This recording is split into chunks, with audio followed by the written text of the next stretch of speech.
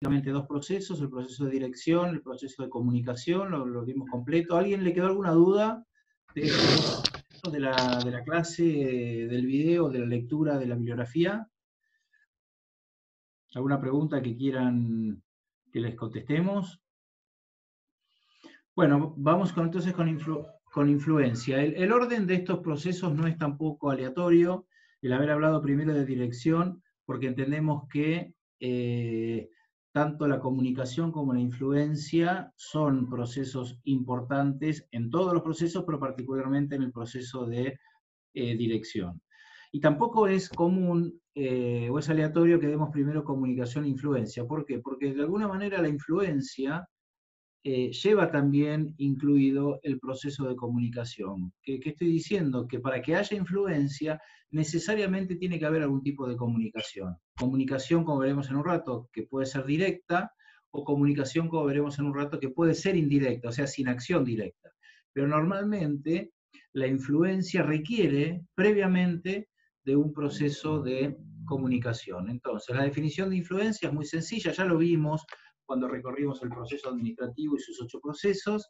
El proceso de influencia básicamente se define como cuando una persona o un grupo de personas busca o pretende afectar el comportamiento de otra persona o de un grupo de personas, ¿no? Entonces, para que haya lógicamente influencia debe haber dos actores, quien busca ejercer influencia y sobre quien recae esa influencia, y el éxito de la influencia en definitiva estará medido a partir de qué grado de afectación tiene el comportamiento del influido. Yo les puedo poner un ejemplo rápido, les digo, bueno, Sol, Mara y Lisandro dicen, bueno, para la resolución del próximo test de lectura, lean de tal libro capítulo 8, el libro de Paulini capítulo 8, y esto es intenta ser, hay una comunicación, o sea, hay un emisor que son las chicas, Lisandro, que les están diciendo, bueno, queremos que estudien de este capítulo. Hay un receptor, bueno, están todos los componentes del proceso de comunicación, y un receptor que son ustedes, que reciben esa comunicación. Hasta ahí el proceso de comunicación que se da. Ahora, hay una instancia adicional a ese proceso de comunicación, que es la aceptación de esa comunicación. Entonces, cuando ustedes aceptan esa comunicación, en realidad esa comunicación se transforma en influencia. ¿Por qué? Porque el aceptar esa comunicación implica que ustedes afecten su comportamiento, en este caso, de manera positiva, haciendo lugar o haciendo caso a la sugerencia de los docentes de que este tema lo estudien de tal lado. Por eso es que vemos los 3 procesos en este orden. Repito, dirección, primero porque entiendo que es el proceso que es abarcativo de la comunicación y de la influencia, más allá de que comunicación e influencia también esté en otros procesos, pero son los procesos que tienen más impacto sobre el comportamiento humano. Entonces, luego, la comunicación, al ser una transferencia y comprensión de significados, y por último, al agregarle aceptación a la comunicación, transformamos esa comunicación en influencia. Por ejemplo, la luz roja de un semáforo, para que esto también es un proceso de comunicación no verbal a través de, en este caso, señales lumínicas. Uno ve el semáforo en rojo, detiene su vehículo en la esquina o no. La comunicación es que tiene que detenerse. Luego, a partir de que aceptemos o no aceptemos esa comunicación, que es de un organismo público, es de un organismo de control que decide que con luz roja debe frenarse el vehículo, si nosotros aceptamos eso, entonces habrá habido influencia, nosotros habremos afectado el comportamiento, que es venir en el vehículo y frenarlo, detener la marcha para que pasen los vehículos que vienen por la otra arteria. Ahora, por supuesto que podemos no hacerle caso, podemos no respetar esa señal lumínica, o podemos no respetar una señal de tránsito, por lo cual hacemos un caso omiso a la comunicación, entonces no hay influencia, no se ejerce la influencia deseada. ¿Cuál es en todo caso la sanción? Bueno, hay una sanción económica o una sanción que dependiendo las consecuencias de no haber cumplido con esa comunicación, hay una sanción ligada a ese no hacerle caso a una comunicación de un organismo de control, como puede ser la municipalidad o la provincia o la nación, dependiendo del ejemplo. Entonces, queda claro que la definición es cuando una persona o grupo de personas busca afectar el comportamiento de otra persona o grupo de personas, y queda claro también que hay distintos mecanismos de ejercer influencia. Yo les daba el ejemplo de los docentes cuando les recomiendan o les recomendamos la lectura de un libro o de un capítulo de un libro, en realidad lo que estamos haciendo es una mera sugerencia. Hay acción directa, porque hay una comunicación directa entre el docente y el alumno, en el que le sugiere para resolver ese problema, ese práctico, llegar mejor preparado a una instancia evaluativa, le sugiere leerlo de un libro. Ahora, en ustedes está la absoluta libertad, en primer lugar, de aceptar o no aceptar esa sugerencia, y pueden ir a buscar otra bibliografía que ustedes analicen que tiene el mismo contenido temático para la pregunta, el práctico o lo que tengan que responder. Entonces, la sugerencia es eso, es cuando el que quiere ejercer influencia se inclina hacia un curso particular de acción, hasta ahí, ¿no? Sin ejercer demasiada presión sobre el influido. Yo les decía hace un rato que puede haber acción directa, como es el caso de la sugerencia, como es el caso también de la persuasión. Digamos, la persuasión también lo que busca es, de alguna manera, que, entonces vamos anotando acá, la sugerencia, yo no lo tengo anotado en el slide, entonces lo pongo acá, la sugerencia, la persuasión. También hay acción directa entre el que quiere ejercer la influencia y el influido, pero lo que se busca es ya utilizar algún elemento, algún inductor, algún elemento adicional a la mera sugerencia para generar un poco más de presión en el resultado de la aceptación entre el influyente y el influido. Decía hace un rato, la sugerencia es una recomendación, si se quiere, ¿no? Sugiero que hagas esto, y ahí ya. Después el influido podrá tomar o no tomar el curso de acción o podrá buscar una alternativa. La persuasión lo que busca es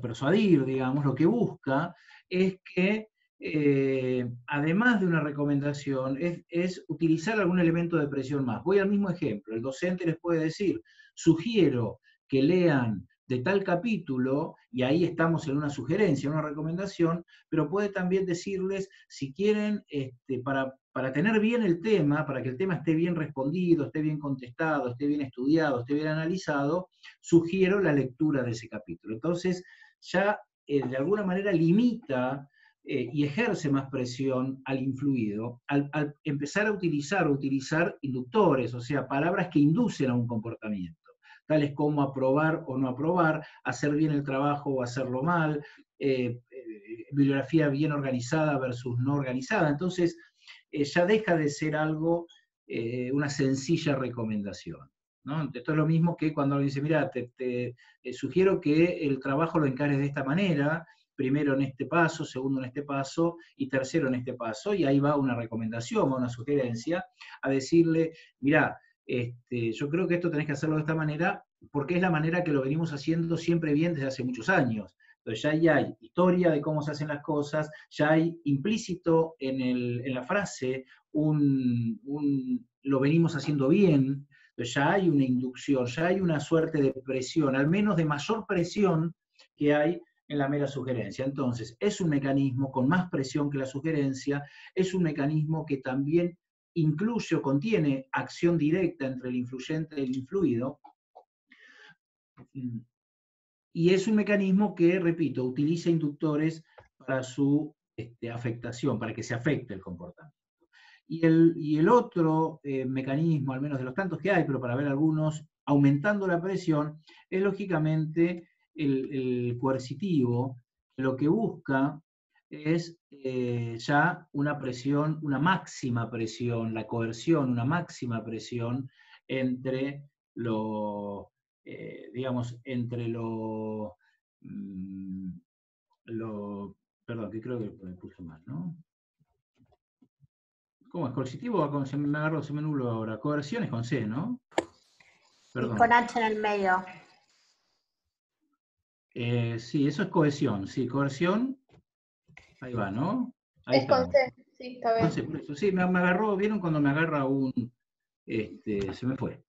Ahí está, coerción, lo veía raro en la pantalla, las dudas que uno le agarran a veces. Bueno, la coerción es esto, ya empieza a haber una mayor presión todavía, una verdadera presión física, una presión hasta o psíquica, en lograr que una persona haga algo. ¿No? Entonces ya deja de ser está lejos de ser una sugerencia, está más lejos de ser está lejos también, perdón, de ser una persuasión, para meterse en un elemento ya de presión, ¿no? Cuando hay una amenaza, cuando o hay una recompensa, o hay un eventual castigo si no se cumple, ¿no? Son mecanismos coercitivos que se utilizan para lograr que el influido pueda realizar la actividad. Entonces, estos tres mecanismos son mecanismos de acción directa, pero yo les decía hace un rato, sin embargo, hay mecanismos donde hay ejercicio de la influencia o hay intenciones de influir sin que haya acción directa, ¿no? Y un ejemplo de esto es cuando alguien busca emular el comportamiento, ¿no? Digamos, el emular el comportamiento. Emular es copiar, es imitar, es replicar. Entonces, y esto en la vida, en la dinámica organizacional se da mucho, en la personal también, en la privada también, pero nos interesa más la organizacional. Es emular el comportamiento, es copiar el comportamiento. Cuando alguien elige a algún compañero como referente y trata de ver y aprender observando cómo se maneja ante determinadas circunstancias, o cuando en una línea jerárquica el subordinado mira al superior, el operario, el empleado mira al superior y aprende cómo se manejan determinados temas, cuestiones de puntualidad, cuestiones de cómo tratar a los compañeros de trabajo, cuestiones de cómo resolver determinados problemas, cómo reaccionar ante determinados imponderables. Y esto es también parte de un proceso de aprendizaje y esto es parte también de un proceso de influencia. Digamos, quien está en cargos jerárquicos, quien tiene responsabilidades de conducción, lo que busca es enseñar también a través del ejemplo, ¿no? Es lo que se llama como ejemplaridad, es el ejemplo más la autoridad, es la autoridad que da el ejemplo. Esta es la ejemplaridad. Entonces, la ejemplaridad es uno de los tantos ejemplos de emulación. Por eso siempre esto hay que ser muy consciente de que esto ocurre cuando uno es responsable de la formación de alumnos o de compañeros de trabajo o de empleados o tiene una figura, un rol público, indudablemente tiene que saber que todas sus acciones están siendo observadas por un montón de gente que lo está viendo, lo está observando y está recibiendo indirectamente, está recibiendo un proceso de influencia, está recibiendo influencia, ¿no? Entonces, estos cuatro mecanismos, tres de acción directa, influyente, influido, digo, la sugerencia, la persuasión, y repito también por último la coerción, y algunos que la ejemplaridad, llamado también emulación, el mirar el comportamiento y aprender del comportamiento de otra persona, que si bien no hay relación directa, sí actúa como un mecanismo de influencia. ¿Dudas hasta ahora? ¿Cómo vamos? Disculpa, Martín, yo tengo una. Adelante, Gonzalo. ¿Y podés repetir persuasión? Y no entendí bien, emular si sería, digamos, una más de los mecanismos u otra cosa. Emular es un mecanismo más de influencia, la única diferencia con los otros tres es que no hay acción directa. Yo puedo estar, bueno, a ver, yo he ido a cursos donde el docente llegaba en punto y daba la puntualidad como un elemento importante y bueno, y quienes estuvimos con ese docente aprendimos eso y lo replicamos. Entonces, si uno tenía un comportamiento más distraído en ese sentido, bueno, aprende con alguien que es puntual, que vale mucho el tiempo de uno y que vale mucho el tiempo de todos los que están esperando. Entonces, eso es un valor, al menos, bueno, para quien creemos que la puntualidad es un valor, ¿no? Porque está en juego el tiempo de las personas. Y eso, ¿cómo uno lo aprende? Alguien te dijo, alguien a mí me dijo, tenés que ser puntual. No, bueno, uno ve que la puntualidad es un elemento importante a cumplir. Esto nada más que como un ejemplo, no digo que lo sea. Para mí lo es, pero para otro puede no serlo y ya. Entonces, te responde la segunda pregunta primero. Si la emulación es un mecanismo de ejercer influencia. La persuasión, que vos preguntabas puntualmente, entra en mecanismos de relación directa, influyente e influido, y lo que busca es, en definitiva, que una persona se incline hacia un curso particular de acción utilizando algún inductor, utilizando algún conector que haga que esa persona sienta alguna presión mayor que la sugerencia para realizar la tarea. Te repito, yo te puedo decir, estudia, Gonza, estudia el capítulo 3 porque si estudias el capítulo 3 es donde es el autor que mejor lo desarrolla, ese tema. Bueno, vos llegas a tu casa y decís, ¿dónde lo estudio? Bueno, si el docente te dice que ese capítulo es el que mejor lo desarrolla, ya te está de alguna manera intentando persuadir de que vos tomes ese camino. No es una mera sugerencia, tampoco te estoy ejerciendo una excesiva presión obligándote a leer ese capítulo, sino lo que te estoy diciendo es, te recomiendo que leas eso porque para mí es el que mejor lo trata. Bueno, ya deja de ser una mera sugerencia. Y tampoco es una presión, una fuerte presión coercitiva para que vos lo hagas. ¿Verdad? Entonces, no sé si te queda claro la persuasión, como intermedio entre la sugerencia y la coerción, para llamarlo de alguna manera.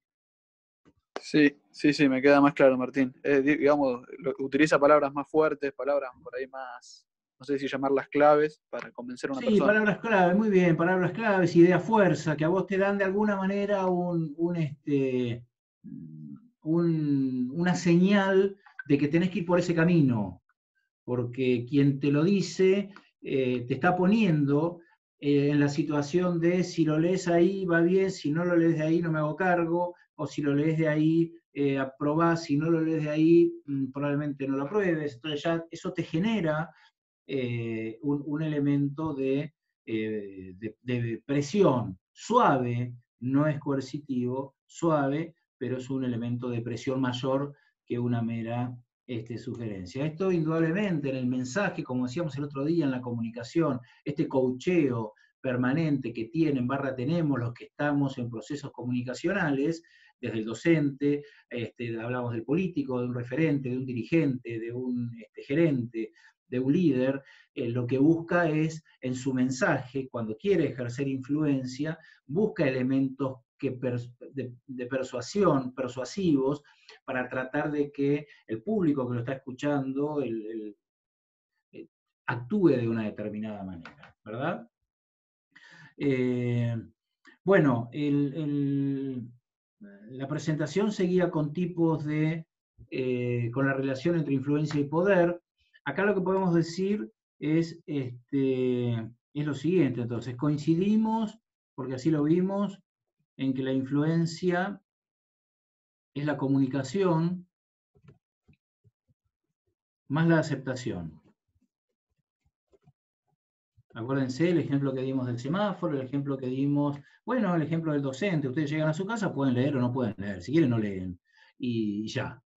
Ahora, lógicamente, ahí no hubo influencia. Nosotros les decimos, chicos, para estudiar esto, para resolver este práctico, lean tal libro, tal capítulo, llegan a su casa, no dan bola, y bueno, y está bien. Y no hubo influencia. Hubo comunicación, pero no hubo influencia.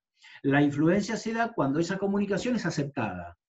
Entonces, el ciclo se completa con el proceso de comunicación más la aceptación que transforma entonces esa comunicación en influencia, en afectar el comportamiento de una persona o grupo de personas. Por otro lado, ¿cuáles son los elementos para lograr la aceptación?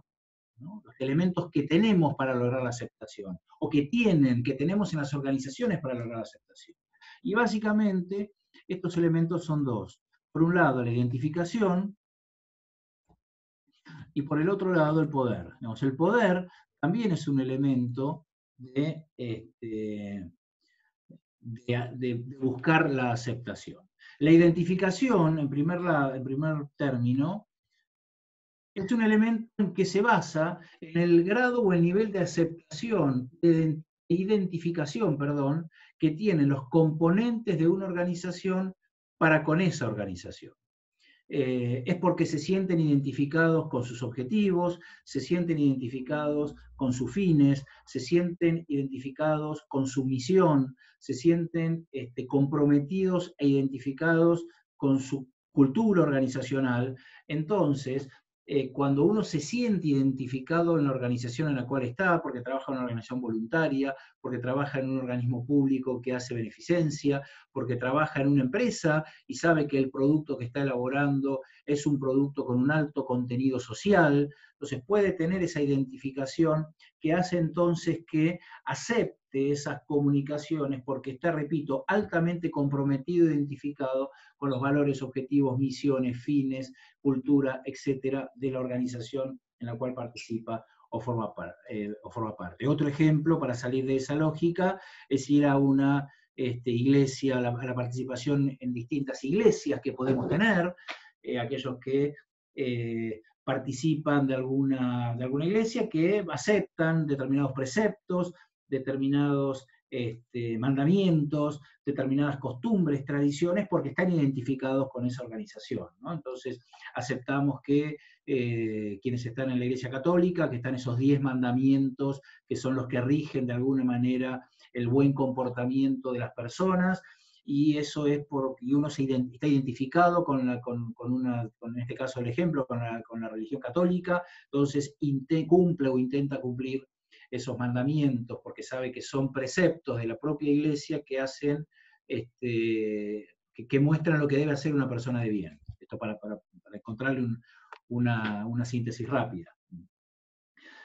Pero básicamente acepta eso porque está identificado con la organización. No hay ningún elemento adicional al compromiso que siente esa persona o ese grupo de personas dentro de la organización en la cual trabaja. Puede pasar, repito, en el banco alimentario, en donde ustedes se presentan como voluntarios porque de esa manera colaboran con la causa de una organización de la región que tiene como principal objetivo darle alimentos a los sectores más vulnerables, más carenciados, comedores, escuelas, etcétera, organizaciones sociales, etcétera, que necesitan de esos alimentos para poder comer, para poder subsistir. Entonces uno esa causa que tiene la organización lo hace sentir parte y aceptar la influencia a partir de esa identificación.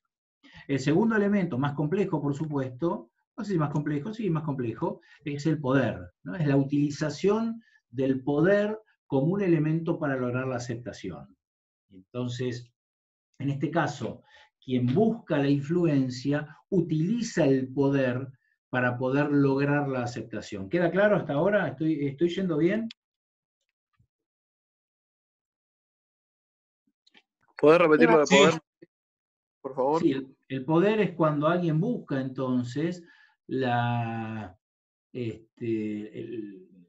con algún instrumento vinculado al poder, que son los que vamos a ver ahora, cuando uno busca lograr la aceptación. O sea, hay algo de identificación, puede haberlo o no, pero lo que hay claramente es la utilización del poder como el elemento clave para lograr la aceptación.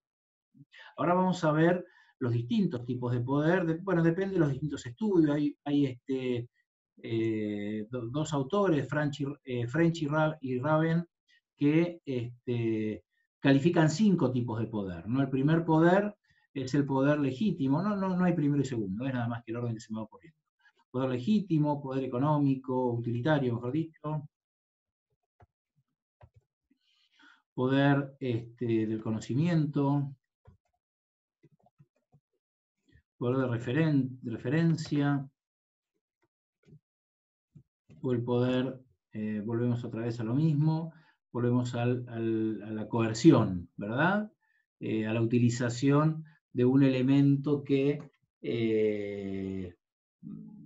genera fuerza, ¿sí? Presión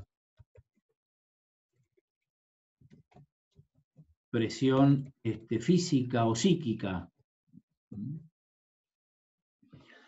Fíjense que estos 5 elementos, según estos autores, French y Raven, son los que sirven para forzar esa aceptación, para forzar o para lograr, mejor dicho, con mayor éxito, la influencia a través de la aceptación. Esto, como verán, no hay nada nuevo, muchas de las cosas ya las hemos dado.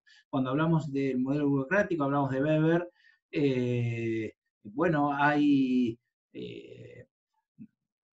un juego entre poder y autoridad. El poder legítimo, ¿cómo lo definimos? ¿Qué nombre utilizamos para definirlo? Autoridad. ¿Qué es el poder legítimo? ¿Perdón? Autoridad, ¿no era? Autoridad, muy bien. ¿Dónde se ve la autoridad? ¿En el cargo? ¿En dónde? En los ejemplos que vimos, ¿eh? Por ejemplo, en un ejemplo organizacional, que ustedes digan, bueno, hay poder legítimo, hay autoridad. ¿Por el cargo que ocupa? Muy bien, entonces la relación tradicional superior-subordinado, los ejemplos que vimos, autoridad de línea, por ejemplo, ahí se ve autoridad, se ve poder legítimo, ¿no? Es la autoridad, porque es la organización la que le da al cargo que ocupa una persona la autoridad para poder ejercer el poder. Ese poder está legitimado, es el poder que tiene el jefe, es el poder que tiene el gerente, es el poder que tiene el responsable de comandar, de conducir un grupo de actividades, un grupo de personas que realiza actividades. ¿Dónde creen que puede estar el poder legítimo? Perdón, el poder utilitario.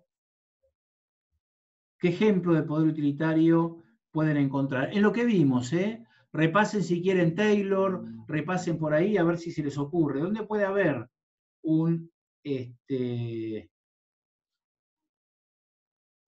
elemento de poder utilitario? ¿Puede ser en la retribución económica? ¿En? Perdón, no escuché, sí, perdón, que no escuché, Digo, ¿puede ser en la retribución económica? Exacto, la retribución económica, ¿no? El uso de lo económico como un elemento de poder. El poder económico puede estar, por ejemplo, en la comisión que cobra un vendedor por mejorar sus ventas. Entonces, estos trabajos muchas veces son remunerados en una remuneración variable que está dada por un incremento en las ventas. ¿Esto qué es en definitiva? Bueno, esto es un ejemplo de un poder utilitario, un poder basado en lo económico. Logro mayor aceptación, logro mayor influencia a partir de un premio, de una recompensa económica. ¿Por qué yo les decía que repasen el capítulo 2? Por Taylor. Taylor claramente, su esquema lo basa en recomendaciones, en recompensas económicas. Y ahí es donde basa todo su estudio. Todo el estudio del Taylorismo está basado en la creencia del Homo economicus. La creencia del Homo economicus, ¿qué significa? La creencia del Homo economicus es esto, es pensar entonces que las personas en la organización van a trabajar mejor si se logra retribuir o recompensar ese mayor esfuerzo. Entonces, ahí es donde vemos un ejemplo de poder utilitario o poder basado en lo económico. El poder del conocimiento, ¿dónde creen que puede existir el poder del conocimiento? ¿En qué ejemplo organizacional pueden encontrar el poder del conocimiento? No sé, por ejemplo, que vos como profesor digas, chicos, lean esto, o que se lo diga yo a un compañero mío. O sea, vos tenés más conocimiento que yo y sabés de lo que estás hablando, a diferencia de yo que por ahí, no sé, lo invento. Bien. Es un claro ejemplo. En la relación docente-alumno hay un claro ejemplo de alguna manera de la influencia del conocimiento. Estos ejemplos que yo di recién de buscar el docente y aceptar la sugerencia o la persuasión a partir de reconocer en el docente un mayor conocimiento, bueno, es lo que va acá, ¿no? Me quedé pensando porque, bueno, vos también o alguien también dentro de su grupo de tareas puede ser reconocido como alguien que tiene más conocimiento sin ir a la relación docente-alumno, ¿verdad? Entonces, Pero es un ejemplo, el docente es un ejemplo, y cualquiera de ustedes en su grupo de trabajo, por tener mayor conocimiento sobre un tema que sobre otro, puede también terminar ejerciendo influencia utilizando ese poder basado en el conocimiento. En definitiva, es el mejor posicionamiento que tiene alguien por tener conocimiento en el tema. ¿Sería como la autoridad funcional, profe? Muy bien, podría ser un ejemplo de autoridad funcional, sí, basado en el conocimiento, en la experticia del tema. El tema de autoridad funcional, vale el ejemplo, pero también vale el ejemplo como autoridad legítima. Ustedes piensen que la autoridad funcional, aunque tenga esas características que no son de línea, sin embargo, la autoridad en la función, ¿quién se la da? Se la da la organización. ¿Entendés, Fer? Entonces no es que porque es conocimiento, porque ese conocimiento, esa autoridad, en determinados temas, se la da la organización. ¿Está bien? Quizás el mejor ejemplo podría entrar en el staff, en donde vos reconoces en la contratación de algún externo a tu organización, reconoces a una persona que puede darte una respuesta a partir de su conocimiento, ¿verdad? ¿Está bien? Acá, por ejemplo, entra lo que decíamos hoy de la persuasión del docente. ¿Está bien? Sí, profe.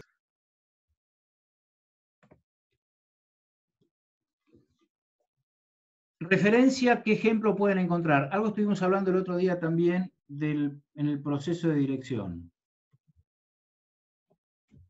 El liderazgo es el ejemplo del poder de referencia, es el referente de un grupo, es el que por cualidades personales o incluso de conocimiento o incluso por autoridad, ¿sí? O incluso por poder utilitario, se transforma también en el líder de ese grupo, ¿verdad? Entonces, es el que escuchamos, es el que atendemos, es el que realmente nos condiciona, es el que nos orienta, es el que nos guía, ¿sí? Tiene todas las cualidades de lo que reconocemos como líder. ¿De acuerdo? Es un poder de referencia. Y por último, sí, la presión física, decíamos, la coerción, que ya estaba dada como mecanismos de ejercer influencia, y el poder coercitivo también actúa en una organización, ¿no? Quizás con malos resultados, seguramente con malos resultados, seguramente con resultados que poco contribuyen al clima organizacional o al clima laboral, pero situaciones que se dan y que se dan mucho, quizás no en la forma que uno podría pensar tradicional de la violencia o la presión física, sino sí de la presión psíquica, cuestiones de acoso, cuestiones de estos delitos ya de referentes de la organización o jefes de la organización que actúan de manera coercitiva sobre sus empleados o sus empleadas, ¿verdad? Entonces, este es un tema que no hay que esperar a la Inquisición española y a la tortura para lograr ejemplos hoy en nuestras organizaciones, sino que se dan y que se dan mucho, y que hoy la evolución de la propia sociedad los castiga incluso penalmente, ¿no? Todos estos ejercicios que pueden verse, todavía pueden verse, en la forma de dirigirse a un empleado, de dirigirse a un compañero o una compañera de trabajo. Esto genera, lógicamente, muchas veces presión, genera coerción, genera mal resultado, genera malestar, genera, en definitiva, un resultado muy negativo para la relación entre las personas y un resultado muy negativo para la propia organización. ¿Dudas hasta aquí? Entonces, este es el esquema general del proceso de influencia. Desde los mecanismos, hablamos de sugerencia, hablamos de persuasión, hablamos de coerción, hasta la utilización del poder y de los distintos tipos de poder en las situaciones que quien busca ejercer influencia busca lograr la aceptación. ¿Está claro, chicos? ¿Alguna duda? ¿Alguna pregunta? Sol, Mara, Lisandro. No, por el campus, nada. Bien. Viene todo muy tranquilo. Sí. Bueno, ¿tranquilo porque están entendiendo? ¿O sí? ¿Cómo los ven ahí? Esperemos que sí. ¿Cómo estamos? ¿Estamos bien? ¿Estamos entendiendo? Sí, profe. Bien, vamos. Seguimos entonces. Bien.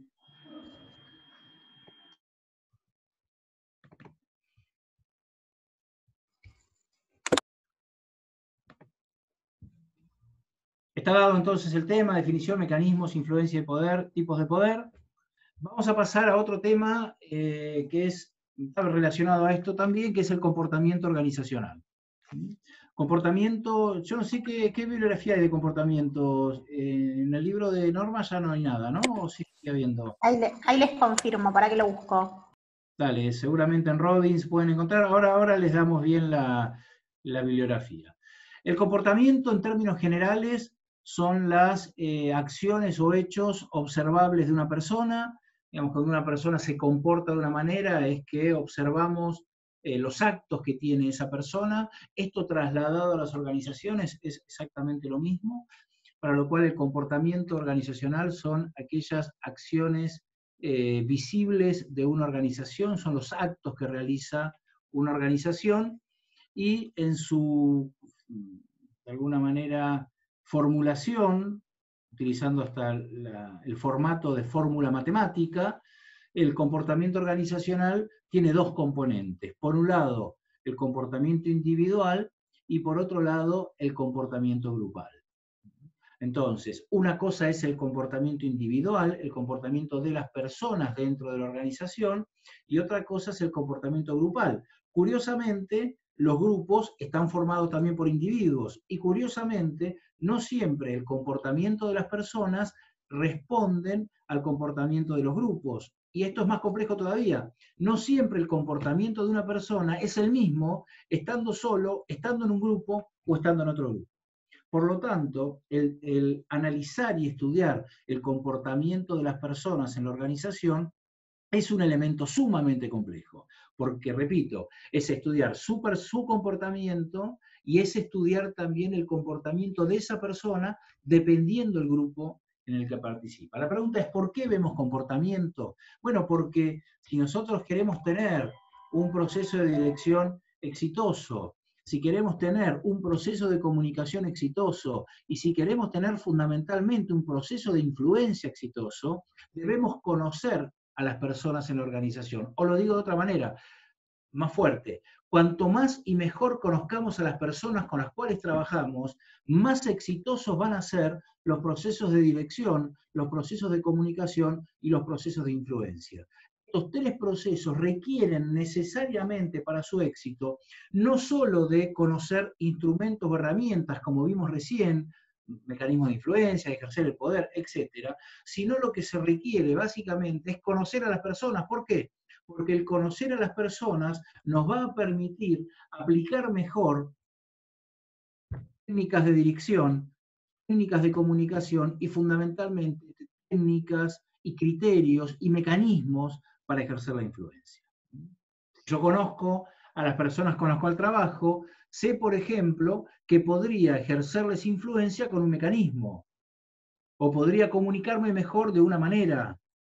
Cuanto más conozco a las personas, cuanto más conozco también al comportamiento de esas personas en los grupos, es más alta la probabilidad de que mi dirección, mi comunicación, mi influencia, en definitiva, mi conducción a que las personas cumplan los objetivos de la organización, sea más eficiente.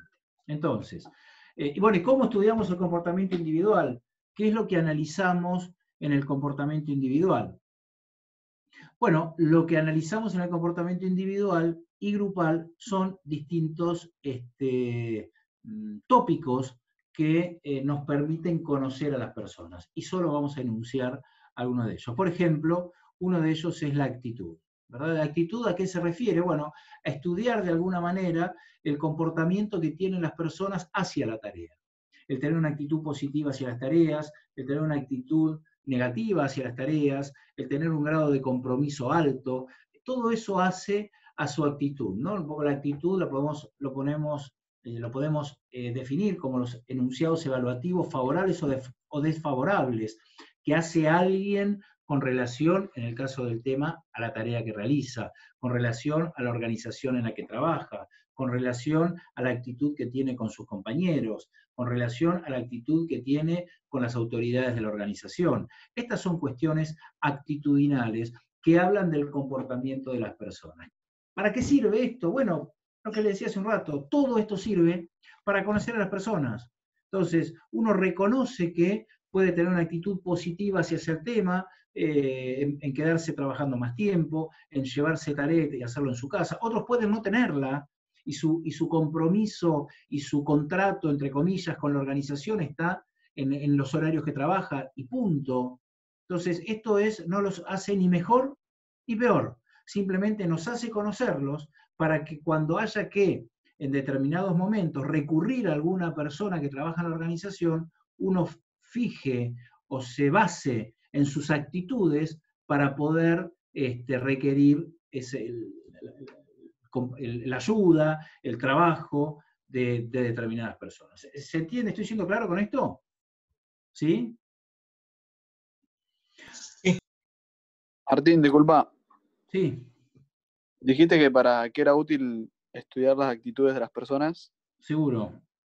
Bueno, para conocerlas, para de alguna manera saber en qué momentos requerir de la colaboración de determinadas personas a partir de su actitud, ¿verdad?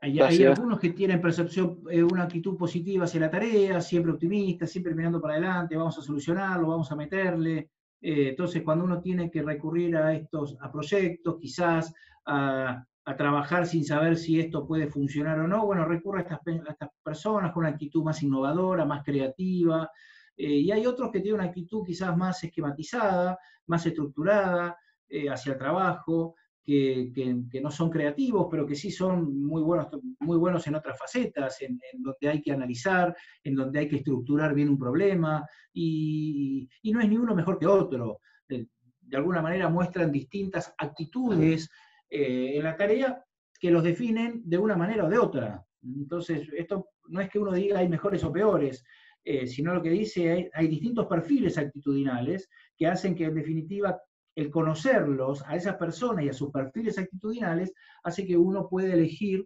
adecuadamente, dependiendo la inquietud, dependiendo la tarea, dependiendo el requisito, pueda elegir a las personas adecuadas. ¿Te queda claro, Gonzalo? Sí, Martín, muchas gracias. Bueno, otro elemento es la personalidad. La personalidad también juega en esto. Cada uno de nosotros tiene su personalidad, sus rasgos de personalidad, y están, y los tiene, y los ha adquirido, o genéticamente, o por haber aprendido, o lo que quieran. Y en definitiva hay personas más tranquilas, hay personas más inquietas, hay personas con mayor aversión al riesgo, hay personas con mayor propensión al riesgo, hay personas calmas, hay personas más que reaccionan más pensantes, otras más intuitivas. Bueno, son rasgos de personalidad que los tenemos y que uno no los puede cambiar. El tema es también lo mismo, conocer a las personas para saber sus rasgos de personalidad, para que puedan realmente ser su actividad, su trabajo, se pueda potenciar en que haya compatibilidad entre los trabajos que realizan y sus rasgos de personalidad. Y además personalidad que puede ir cambiando. Entonces, una persona que tarda mucho en dar una respuesta, o que se toma 3 o 4 días en dar una respuesta, para alguno puede ser una persona que demora, y que demora mucho, y esto puede tener una percepción negativa, ahora vemos percepción, u otro puede pensar que está muy bien que demore 4 días, porque lo analiza, porque estudia, porque es tranquilo para resolverlo, es frío, es cerebral, y ya, y lo resuelve. Hay algunos que pueden decir, bueno, y tiene una personalidad, es más emotivo, y otro es más, no utiliza tanto el corazón, utiliza más la cabeza, pero bueno, son rasgos de personalidad en definitiva. Ya repito, que no hacen ni mejor ni peor a nadie, simplemente lo que hay que conocerlos es para saber potenciar y poner a personas en tareas que compatibilicen con sus rasgos de personalidad. Bueno, decía la percepción, que me lo había salteado. La percepción es de alguna manera entender, interpretar cómo las personas percibimos determinadas situaciones que se dan en la organización, ¿no? Y acá, en esto hay todo un mundo a recorrer y a descubrir y a conocer, y no hay tampoco precisiones ni nada establecido. Lo cierto es para que exista percepción, básicamente tienen que existir tres actores. Un sujeto que percibe, un sujeto o un objeto que es percibido, y un contexto en el cual se da este juego de percepciones. Entonces, puede cambiar el sujeto que percibe, puede cambiar el objeto que es percibido, o puede cambiar el contexto, y tener todas visiones distintas. Podemos ir, y esto tiene mucho ejemplo en lo artístico, cuando tenemos la posibilidad de percibir una obra de arte, así sea una película, una pieza musical, una pintura, una escultura. Uno puede mirarla y no sentir nada y no percibir nada, y al lado tener a alguien maravillado y emocionado y conmovido por lo que está sintiendo de esa obra artística.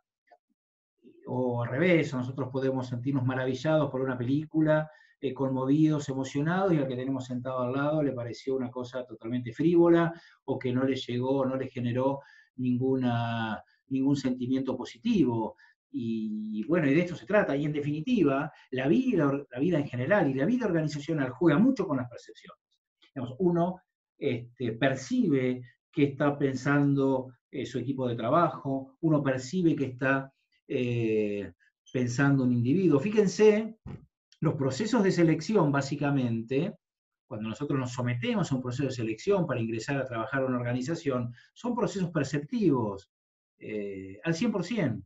Digamos, quien evalúa, más allá de evaluaciones técnicas, de evaluaciones psicológicas, de evaluaciones ambientales que puede hacer de una persona, lo que termina haciendo es un atajo perceptivo, es tomando un atajo perceptivo, decir, bueno, esta persona, porque dio un examen de esta manera, porque tiene esta actitud en el trabajo, perdón, no en el trabajo, tuvo este examen psicotécnico, o porque tiene estas características de formación, entonces digo, bueno, es la persona óptima para ocupar un cargo. Ahora, es un atajo perceptivo. La mejor manera de evaluarlo, la única manera de evaluarlo, es realmente ponerlo en ese cargo, ponerlo a trabajar, ponerlo en situaciones de estrés, ponerlo en situaciones de trabajo, ponerlo en contacto con sus compañeros. Esto es imposible de hacer. En una selección es imposible de hacer. Entonces uno recurre a instrumentos científicos, por supuesto, no son instrumentos caprichosos, son instrumentos con base científica. Cualquier estudio psicotécnico, cualquier estudio técnico, cualquier estudio ambiental, tienen su base científica, pero no dejan de ser atajos perceptivos, porque esa persona después, ese modelo de persona que construimos a partir del resultado de sus evaluaciones, lo tenemos que someter a situaciones reales de trabajo. Y ahí es donde realmente se ve a las personas. ¿Y por qué hablo del contexto? Porque también el contexto influye. Porque el contexto muchas veces determina cómo una persona puede reaccionar o no puede reaccionar ante una situación de trabajo. Por eso lo perceptivo, chicos, siempre tiene estos tres elementos. El sujeto que percibe, el objeto o sujeto que es percibido, y una situación de contexto que influye y mucho sobre el elemento a definir. El aprendizaje también es una parte del comportamiento individual, cómo nosotros vamos aprendiendo, no solo desde lo formal, en procesos graduales de formación, esto es la escuela inicial, primaria, secundaria, universidad, sino fundamentalmente en el aprendizaje, y esto es lo más importante, que se da en situaciones de trabajo. O sea, los cambios que vamos teniendo nosotros, porque vamos aprendiendo, porque vamos adquiriendo conocimientos, porque vamos viendo cómo se trabaja, etc. Recuerden teoría general de sistemas, cuando decíamos, entra un recurso humano y sale un recurso humano distinto, en el medio de un proceso de transformación. Ese proceso de transformación, la experiencia, es el aprendizaje. Ese es el aprendizaje, que forma y sigue formando y va cambiando a las personas. Y por último, en el comportamiento individual, el elemento que quizás es el que más se ha estudiado y se sigue estudiando, históricamente se ha estudiado en las organizaciones, es la motivación. La motivación que es la voluntad de hacer algo, ¿sí? Es este proceso motivacional que indica que tenemos que encontrar motivos para hacer algo. Desde Taylor, que centraba, como dijimos hoy, repasamos hoy, centraba su motivación en lo económico, y él estaba convencido que si le pagábamos más, esa persona iba a estar más motivada para realizar la tarea, hasta los aportes de Mayo, de decir, no, bueno, no solo es económico, hay otros elementos que juegan también en la motivación. El hecho de formar un grupo, el hecho de estar bien en el trabajo, en las relaciones laborales con mis compañeros, con mis autoridades, el hecho de que mi tarea sea reconocida, sin que esto signifique un premio o una recompensa económica. Digamos, son todos elementos que completan una motivación, ¿verdad? Entonces, y realmente lo que tenemos que saber es cómo actúa esta motivación en lo importante que es la motivación en las situaciones de trabajo, ¿no? Y lo complejo que es, porque yo estoy seguro, estamos siendo en este momento 49 participantes, nada más que en esta aula, estoy seguro que debe haber 49 motivos distintos por los cuales ustedes harían algo, desde lo económico, o simplemente por participar, o simplemente por un reconocimiento, o simplemente para ocupar el tiempo, etc. Hay distintos motivos que a uno lo puede llevar a tener voluntad de hacer algo. No hay un único motivo. Entonces, quizás la crítica a estos enfoques tayloristas estaba en esto, en no entender que el proceso motivacional de una persona es un elemento sumamente complejo. Proceso motivacional que es muy sencillo en términos de cuestiones fisiológicas, por ejemplo, para alimentarse. Cuando nosotros buscamos un alimento, estamos teniendo un proceso motivacional básico. Hay una necesidad insatisfecha, esto genera un estado de tensión, ¿no? Hay una... Ya voy, digamos, ¿cómo se da este proceso? Este proceso empieza con una necesidad insatisfecha.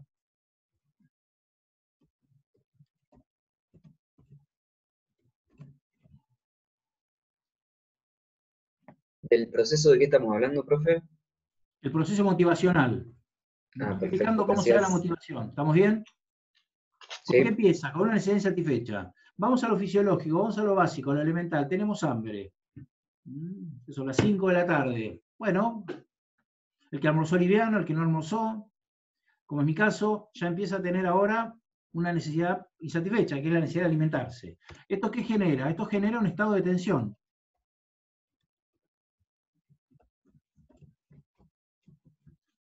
Uno empieza a tener, a alterarse.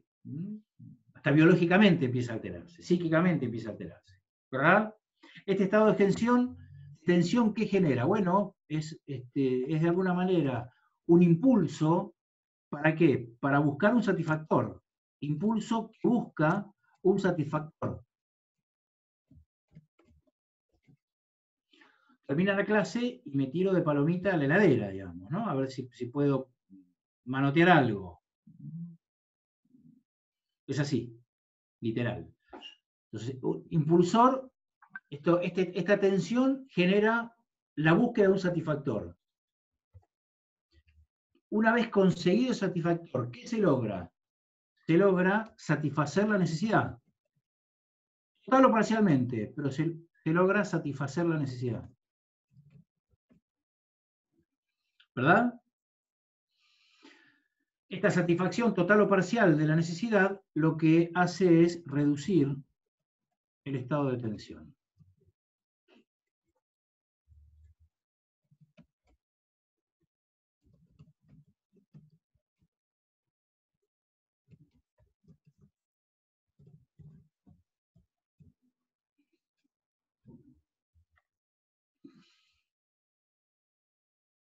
Este es el proceso motivacional básico. Esto tan sencillo, estos 5 elementos, se utilizan para todo. Desde ir a comer, como les puse el ejemplo básico y rudimentario, instintivo del sistema biológico, hasta situaciones complejas motivacionales que se dan en situaciones de trabajo. Cuando uno no está bien en la tarea, y no porque quizás está bien pago, tiene una buena remuneración, pero no se siente a gusto, no le gusta lo que hace, no le gusta el grupo de trabajo, no está cómodo, y ocurre esto. Digamos, empieza a haber una necesidad insatisfecha de hacer lo que uno le gusta, de sentirse pleno por la tarea que realiza, eso genera tensión, eso genera buscar alternativas, buscar otro trabajo, tratar de cambiar la lógica, tratar de cambiar la actitud hacia la tarea. Si esto se logra, si se encuentra el satisfactor, se satisface la necesidad y se reduce el estado de tensión. Entonces, así actúa el proceso motivacional básico. Para lo cual, si yo pienso que, como pensaba Taylor, el único motivo, el único impulsor es el dinero, como él lo pensaba, toda su lógica parte de la premisa de que hay una necesidad insatisfecha económica, que eso genera tensión, y que el dinero va a satisfacer esa necesidad y va a reducir el estado de tensión. El aporte de Mayo está dado en esto también. Puede ser el dinero, no niega que es el dinero. No es que piensa que el hombre va a ser feliz en el trabajo si no se le paga. Lo que piensa es que no es el único, que ese satisfactor muchas veces, que esa necesidad insatisfecha no solo es económica, sino que puede ser una cuestión de pertenencia social.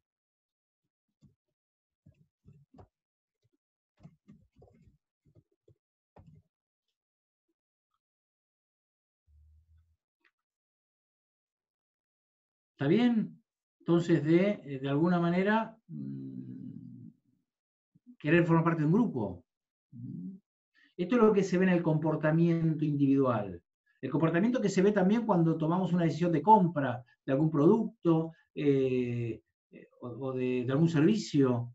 Lo que estamos haciendo es jugando con esto. Desde la comunicación lo que se busca es esto.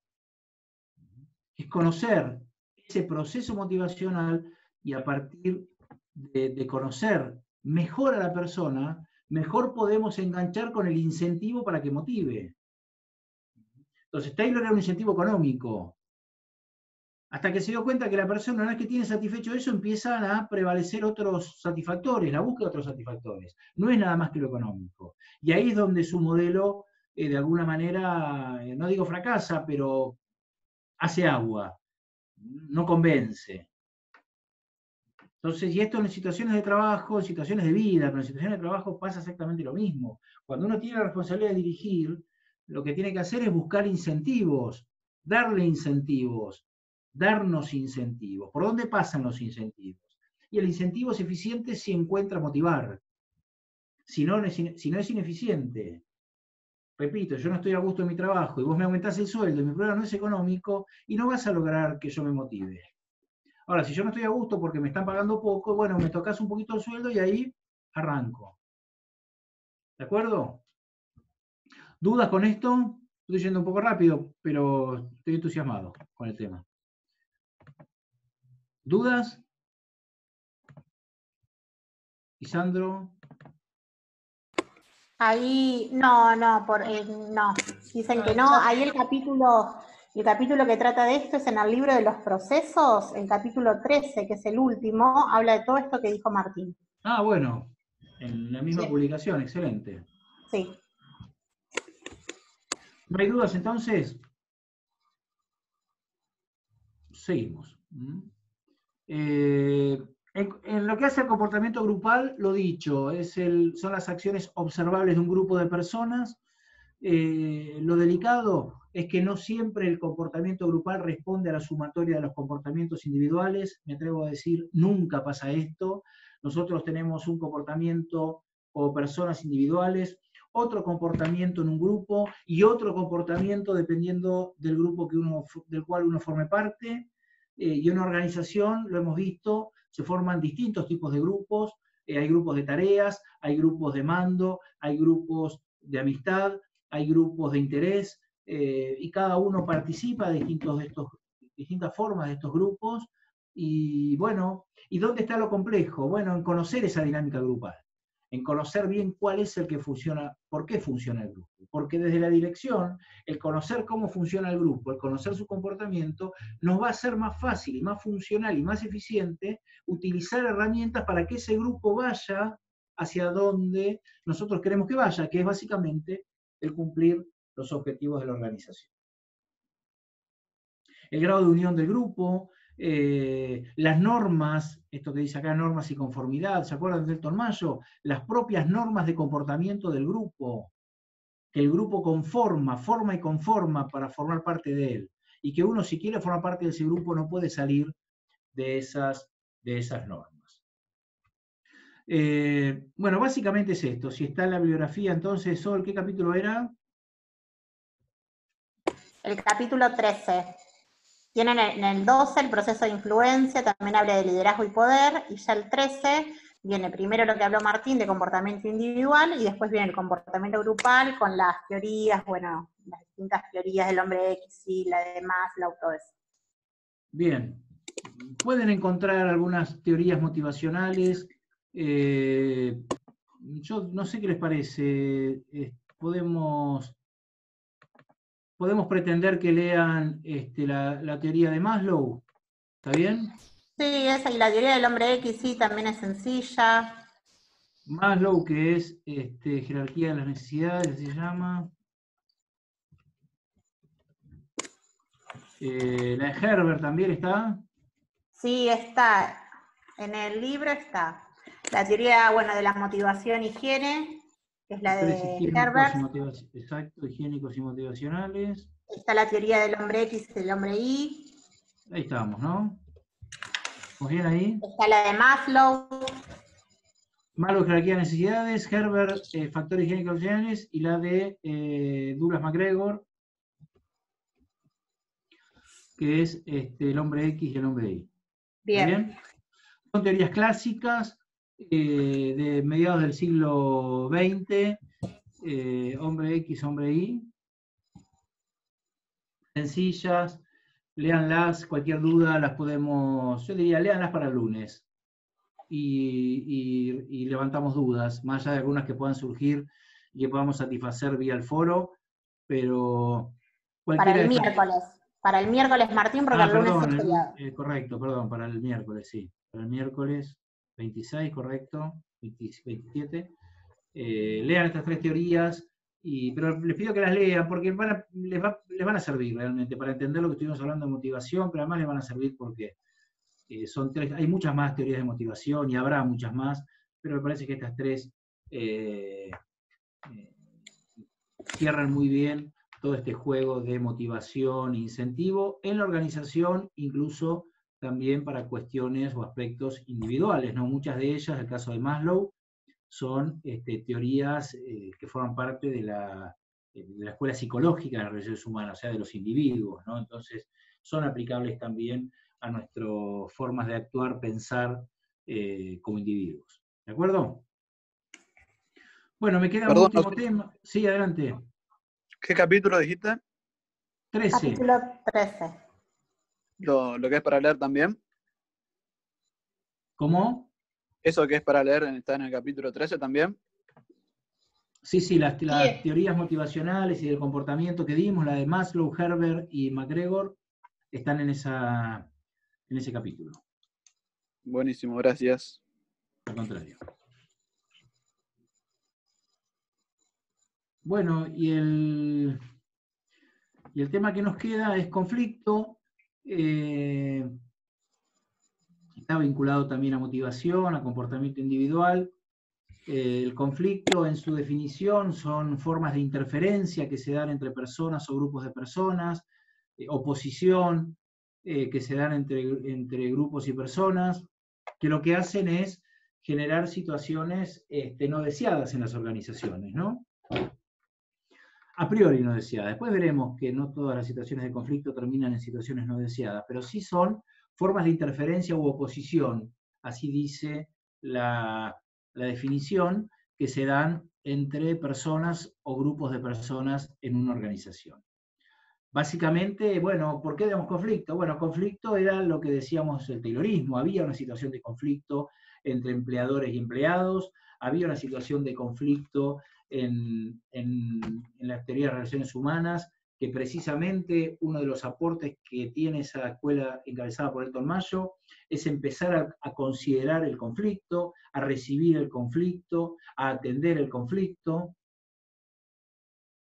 y a entender que el conflicto, de su tratamiento, puede surgir un cambio organizacional positivo. Díganme bueno, conflictos funcionales y disfuncionales. Un conflicto funcional, como su nombre lo indica, es un conflicto que termina siendo positivo para la organización, que de su buen tratamiento se deriva una situación positiva y de mejora y de evolución para la organización. Y un conflicto disfuncional es todo lo contrario, un conflicto que de su tratamiento deriva una situación no deseada para la organización, una situación nociva, perjudicial para la organización. ¿Está bien las definiciones? ¿Alguna duda?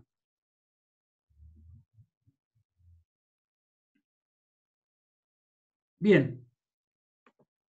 Aprovecho entonces para preguntarles, denme un ejemplo de cualquier organización que se les ocurra, cualquier situación, un ejemplo de conflicto funcional.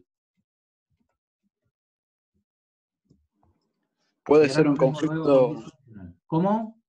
Puede ser, por ejemplo, un conflicto que tienen los empleados con los gerentes o con cargos más altos porque le dan poco tiempo, por ejemplo, para almorzar. ¿Le dan poco tiempo para? Para almorzar, por ejemplo. Muy bien, ahí está.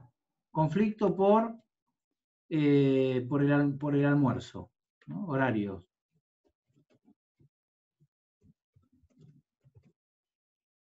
¿Funcional o disfuncional? Creo que funcional, para mí es funcional. ¿Por qué? Porque se puede solucionar y trae, digamos, consecuencias buenas para la organización. Muy bien. Hay algo que utilizaste que es clave, porque se pudo solucionar. Como se pudo solucionar, vos decís que entonces termina siendo algo positivo, los tipos comen mejor, comen más tranquilos, tienen más tiempo o menos tiempo, depende de lo que reclamaban, o tienen un lugar aparte, o no comen en puestos de trabajo. Se pudo solucionar, es funcional. ¿Están todos de acuerdo? Ahora, ¿qué puede pasar? Que no se pueda solucionar. ¿Puede pasar o no? ¿Puede no solucionar? Sí, se puede no solucionar. Sí, venís y me decís, mira, yo quiero, digo, no va. Seguí comiendo en el lugar de trabajo, no tenés tiempo para comer, acá no, comer es pérdida de tiempo, comer es distracción, comer adormece y después no están concentrados, así que nosotros trabajamos 10 horas de corrido. ¿Funcional o disfuncional? La solución que busco yo, venís vos, me decís, mira, el nombre de los compañeros, yo te planteo, digo, muchachos, acá está claro, son 10 horas de laburo, en el medio no se come porque se distraen, no tenemos recursos para donde coman, y el que le gusta bien y el que no. ¿Funcional o disfuncional? Disfuncional. ¿Es? Disfuncional. Disfuncional. Fíjense que la pregunta tiene esa trampa. No hay ningún conflicto per se que pueda calificarse en funcional o disfuncional. El tema del almuerzo horario es un muy buen ejemplo, y está muy bien que es un ejemplo, como decía Gonzalo, se soluciona fácilmente, seguramente, salvo los requerimientos, ¿no? Depende de algo que algunos digan, bueno, mira, no, queremos almorzar de 13 a 16, porque después queremos sobremesa, después queremos compartir un café también con los muchachos, pero bueno, ya, pero si es un conflicto razonable, un planteo razonable, y se pudo solucionar, el conflicto es funcional. ¿Por qué? Porque deriva hacia una mejor o va hacia una mejor situación de trabajo, ¿no? Porque supone entonces que van a estar motivados, porque, bueno, van a estar más cómodos en el trabajo. No va a existir este proceso motivacional que yo les decía, de sentir estado de tensión, malestar, porque no se alimenta. Ahora, puede pasar que la respuesta del superior o del responsable sea esa, fuerte, terminante, pero puede pasar. Entonces, un mismo problema dependiendo de cómo se resuelve, puede ser funcional o puede ser disfuncional. Lo mismo un reclamo salarial, lo mismo un reclamo por condiciones y medio ambiente de trabajo. Fíjense, cuando festejamos o conmemoramos, más que festejar, el 1 de mayo, el 1 de mayo se conmemora o el Día de la Mujer, como decíamos el 8 de marzo, se conmemora a partir de tragedias laborales que ocurrieron, ante demandas que hoy uno encontraría de lo más normales y que se solucionan y que llevan más o menos tiempo, pero que se terminan solucionando y que no terminan con tragedias de cientos de trabajadores por el reclamo. Entonces, fíjense que el mismo reclamo, con distintos mecanismos de solución, está bien en distintas épocas, pero digo, poniendo todo en la misma época, nada más que para el ejemplo, como dos soluciones distintas mejoran los procesos de trabajo, mejoran las condiciones medioambientales de trabajo o generan tragedias. Entonces, esto siempre es bueno saberlo. Los tipos, las visiones del conflicto, algo que también teníamos escrito por acá, en realidad lo que pretende decirles es que hay distintas visiones, esto que les decía, de visiones más clásicas, de evitar el conflicto, de no reconocer el conflicto, de negar el conflicto, hasta visiones más contemporáneas, más interactivas con el conflicto, más interaccionistas con el conflicto, de reconocer el conflicto, que el conflicto, como decíamos recién con el ejemplo de Gonzalo, cuando existe y está bien tratado, deriva en una situación beneficiosa para toda la organización, deriva o finaliza en mejorar el clima laboral, etc. O incluso algunas visiones un poco más, yo digo, más jugadas en el tema del conflicto, en que permanentemente tienen que existir y fomentar situaciones de conflicto, porque estas situaciones de conflicto son las que generan movimiento, las que generan cambios, las que generan motivación, etc. Entonces, de estar generando precisamente siempre situaciones de estrés, de tensión, que terminan siendo en su solución positivas para la organización. Por último, para terminar con esto, fuentes del conflicto, todas las fuentes que se dan en la organización, todas las relaciones laborales son fuentes de conflicto. La relación superior-subordinado, la relación entre los integrantes de una organización, la estructura es fuente de conflicto, el no tener claramente determinados los objetivos de la organización son fuentes de conflicto, las situaciones personales son fuentes de conflicto, la competencia laboral es fuente de conflicto, procesos de dirección no claros, subjetivos, tendenciosos, autoritarios, son permanentemente fuentes de conflicto, etc. Digamos, y esto como para terminar, uno no tiene que tenerle miedo al conflicto. En definitiva, yo se los decía, creo que el primer día de clase, si hay una característica de la organización que es indiscutible, es que precisamente de lo que se trata es en administrar conflictos. Y la gestión es administrar conflictos. Entonces, no hay que tenerle miedo al conflicto, no existen las organizaciones ideales sin conflicto. Nosotros vemos algunas, idealizamos algunas organizaciones de base tecnológica, como puede ser Google, que nos entusiasmamos cuando vemos el video de cómo se trabaja y queremos todos trabajar en Google. Sin embargo, ese bienestar que hay en muchos aspectos no significa que no existan presiones, que no existan conflictos, que no existan tensiones que seguramente de su buen tratamiento finalizan en mejoras para la organización. ¿Dudas con esto? ¿No? Martín, perdón Sí. que te vuelva a molestar. No, no es molestia, al contrario, che, por favor. No digan eso, porque no es molestia, estamos para esto. Bueno, gracias. ¿Podés repetir, por favor, lo primero que dijiste de distintas visiones del conflicto? Sí, que hay visiones más clásicas, más, si querés, atribuible a Taylor, a Fayol, a Ford, al Fordismo, mejor dicho, que negaban el conflicto, que intentaban evitar el conflicto, y visiones más modernas, bueno, hasta pasar por lo del Tolmayo, quizás visiones más, más modernas del conflicto, en que el conflicto no hay que esconderlo, el conflicto hay que visibilizarlo, hay que abordarlo, hay que lograr solucionarlo, hasta visiones ya un poco más más provocativas del conflicto, en los cuales lo que logramos o lo que pretendemos es que el conflicto sea un motorizador, digamos, ¿no? Sea como un incentivador de cambios, de propuestas de mejora, etc. ¿Te queda claro? Sí, Martín, gracias. Como que la organización, si no tiene conflictos, queda como enmohecida, como anquilosada. ¿Se acuerdan en las presenciales cuando yo les hablaba de esa consultora de muchos años que mostraba en sus símbolos algo así como mucha tradición? Y eso puede dar también la imagen de una organización que está quieta y que entró en la zona de confort y que no hay conflictos porque no hay motivaciones, y no hay objetivos claros, y no hay innovación, y no hay crecimiento, y no hay inquietudes. Entonces hay una visión siempre, esto de que la fricción genera energía. ¿Sí? Este es un poco lo que busca sintetizar esto. ¿Dudas?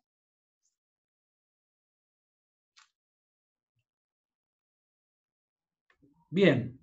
Me había quedado pendiente algo de la clase anterior, que era hablar un poquito sobre el liderazgo, ¿no? Vamos a hablar realmente un poquito.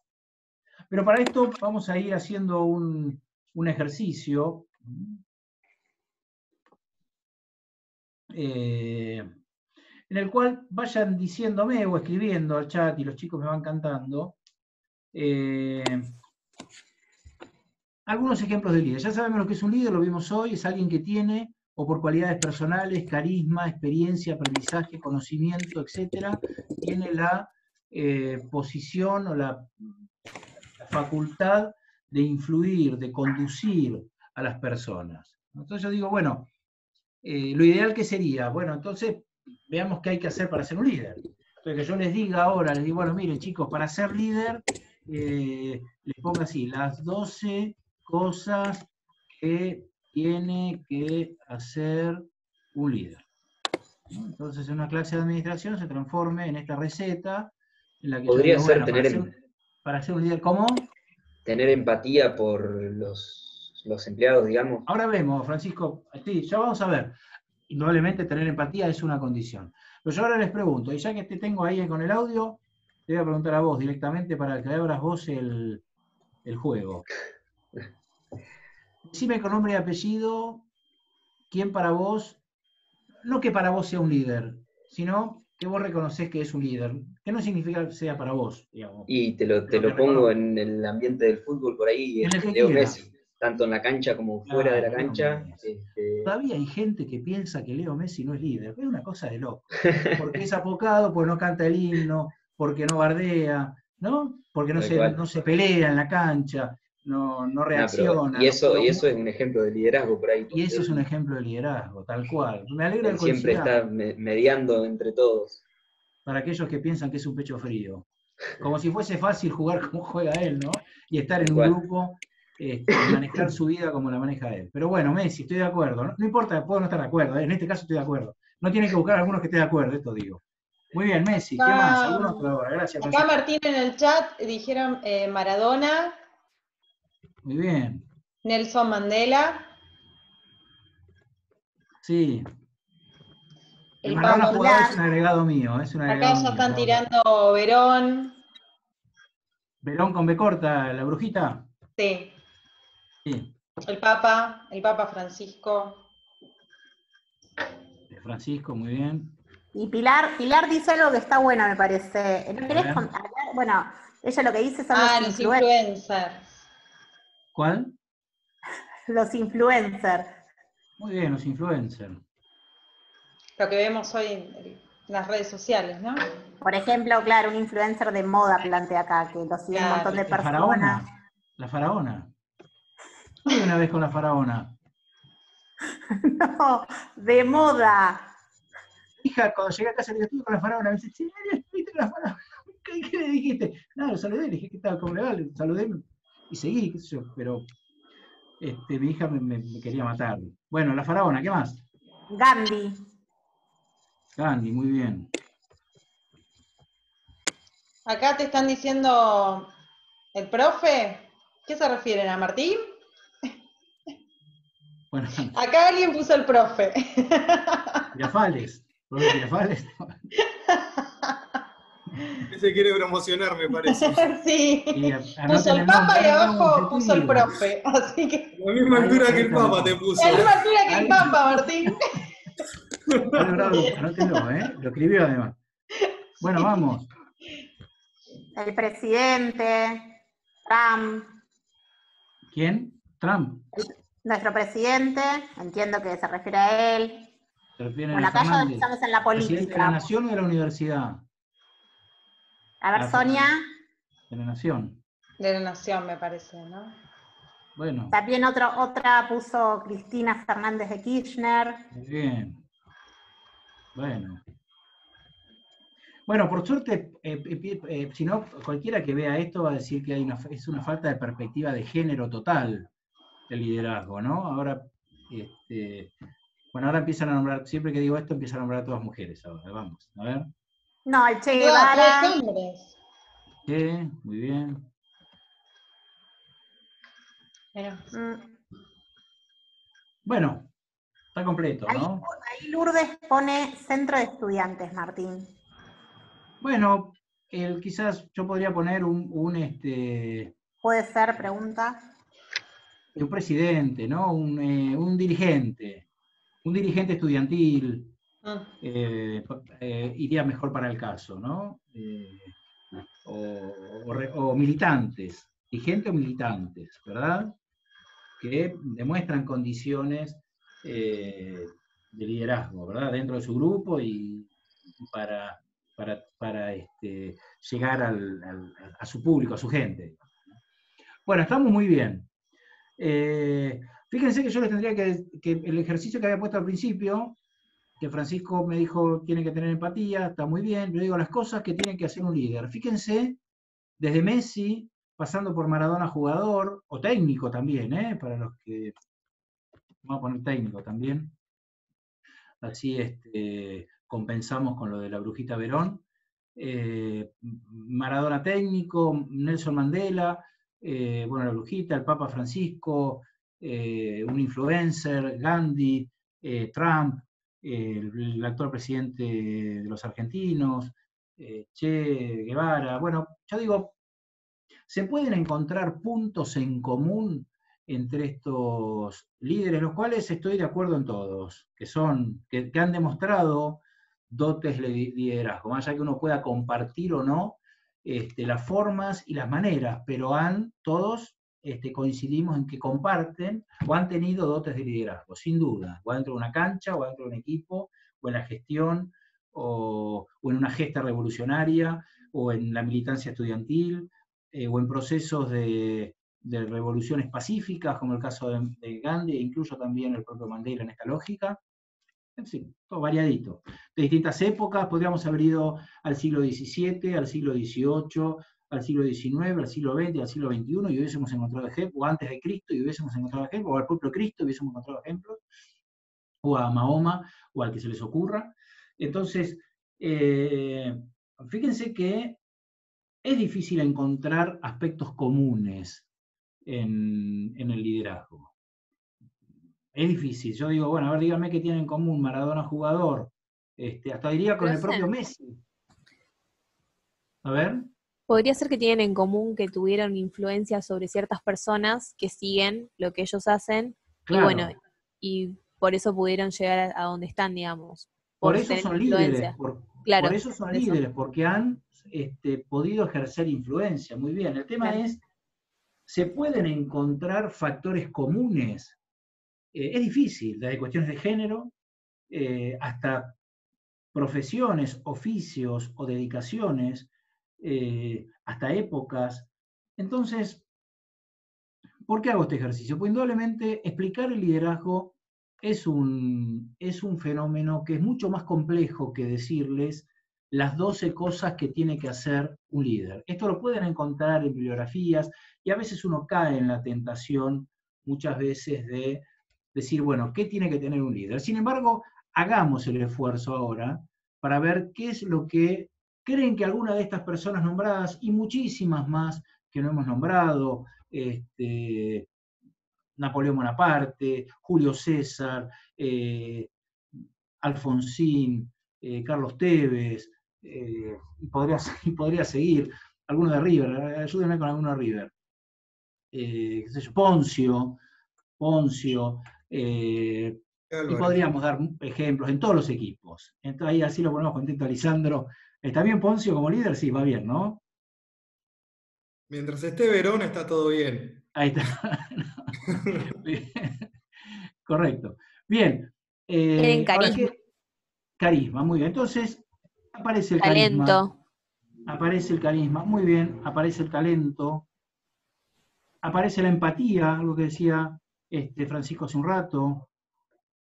¿Qué más? Convicción. Muy bien, convicción. Me gustan todos, ¿eh? Yo compro esto como características del liderazgo. Excelente. ¿Qué más?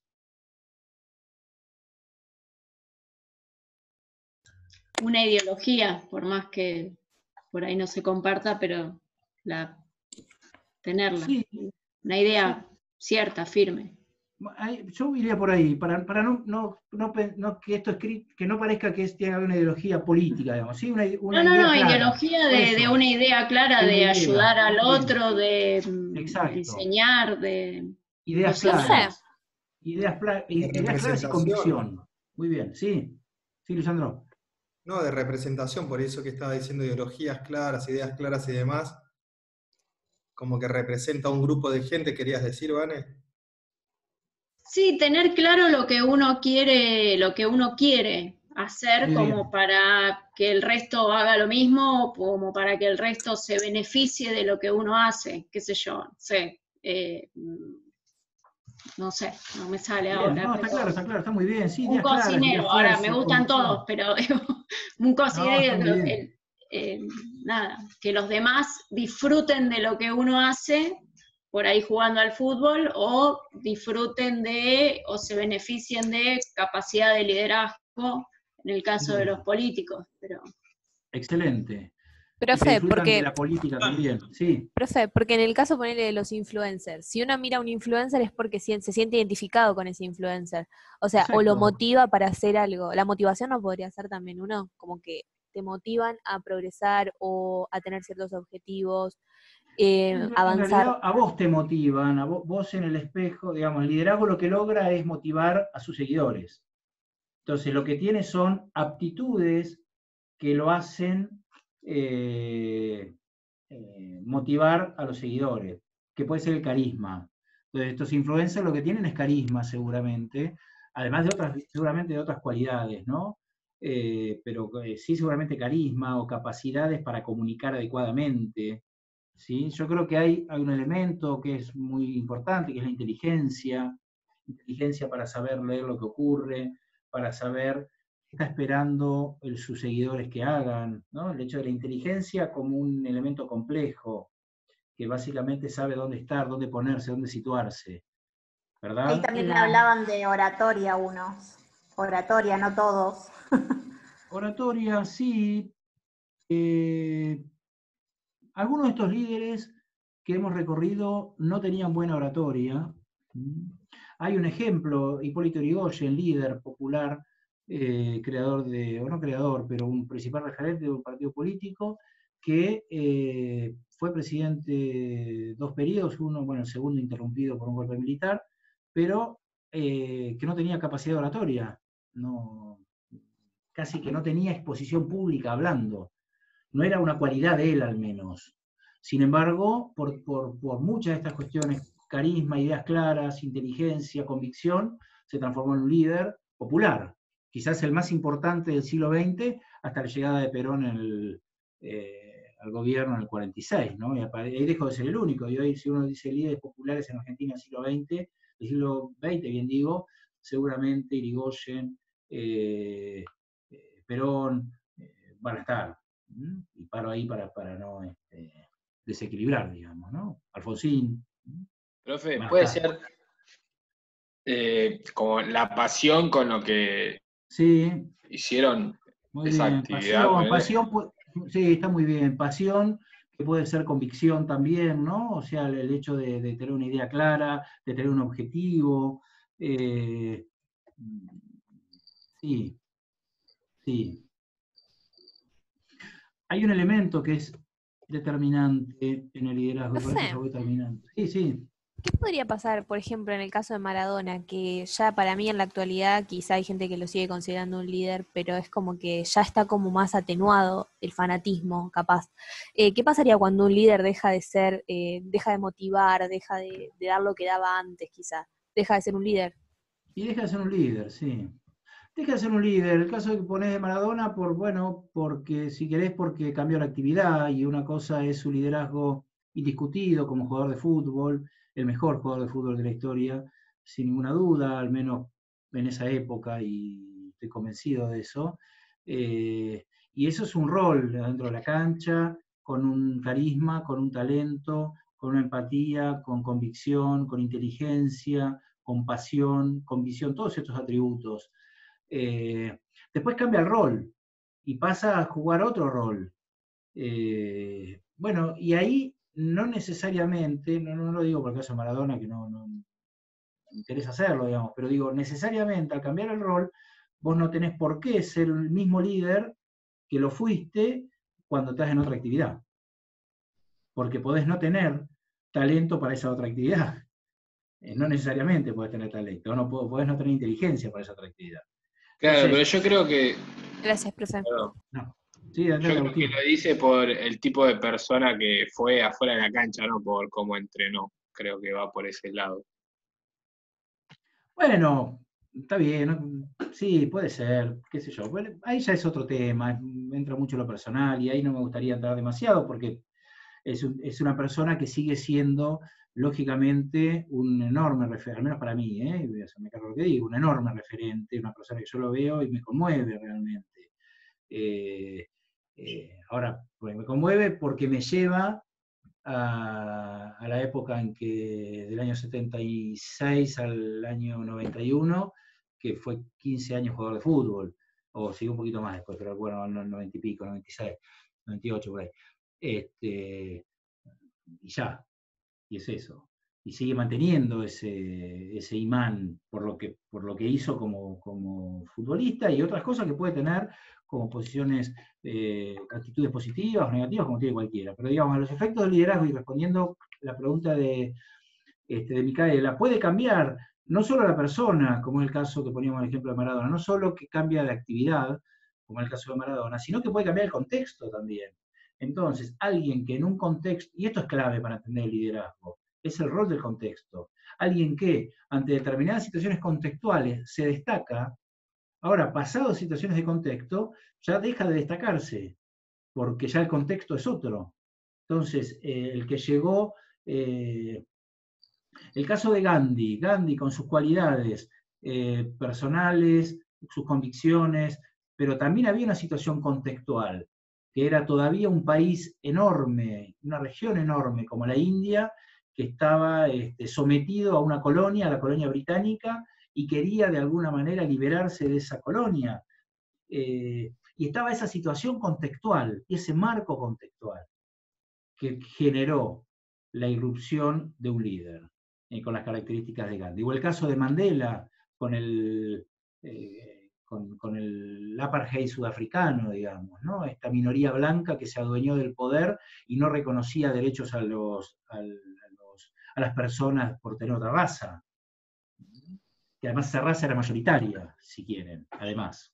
Entonces, y Mandela desde la convicción, desde el discurso, desde la persistencia,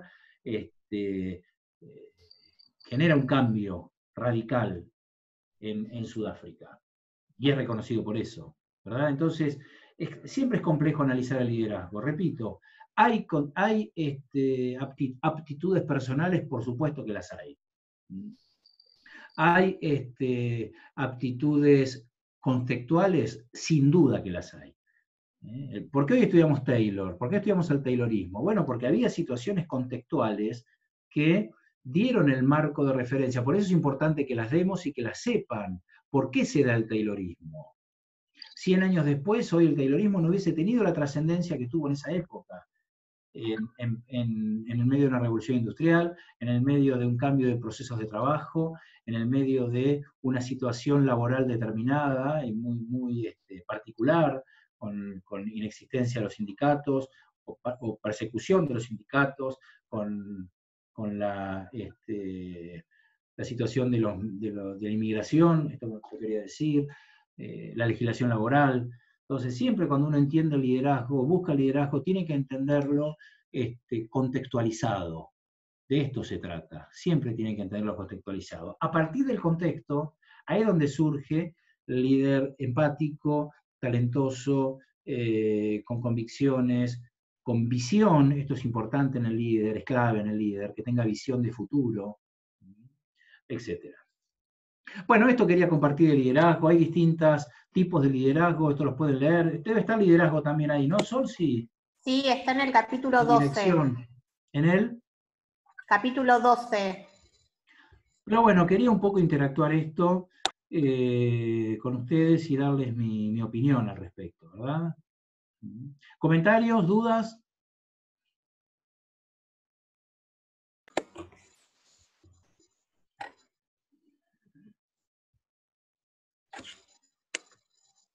Bueno.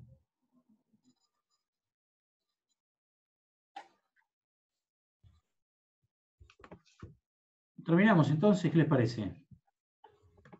Bien.